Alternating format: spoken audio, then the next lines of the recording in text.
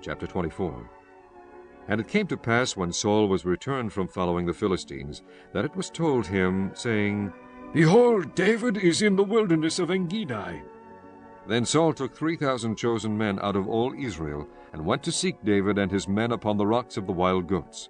And he came to the sheepcotes by the way, where was a cave. And Saul went in to cover his feet.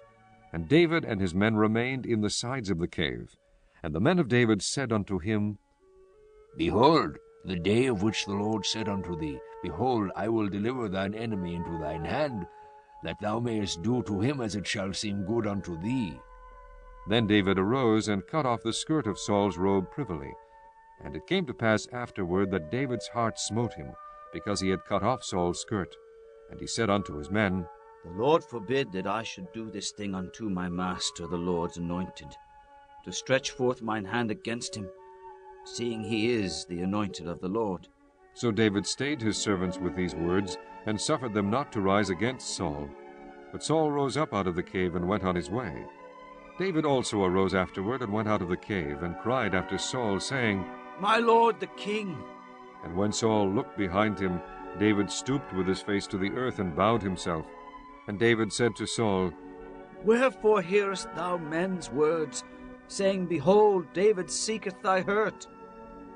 Behold, this day thine eyes have seen how that the Lord had delivered thee today into mine hand in the cave. And some bade me kill thee, but mine eye spared thee.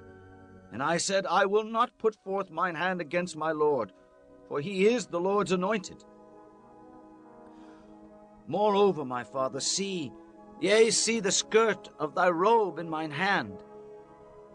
For in that I cut off the skirt of thy robe, and killed thee not, know thou and see that there is neither evil nor transgression in mine hand, and I have not sinned against thee, yet thou huntest my soul to take it. The Lord judge between me and thee, and the Lord avenge me of thee, but mine hand shall not be upon thee.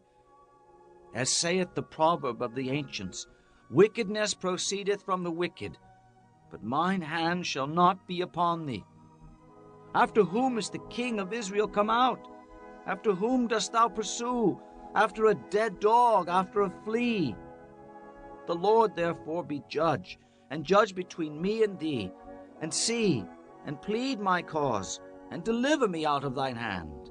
And it came to pass, when David had made an end of speaking these words unto Saul, that Saul said, Is this thy voice, my son David? And Saul lifted up his voice and wept.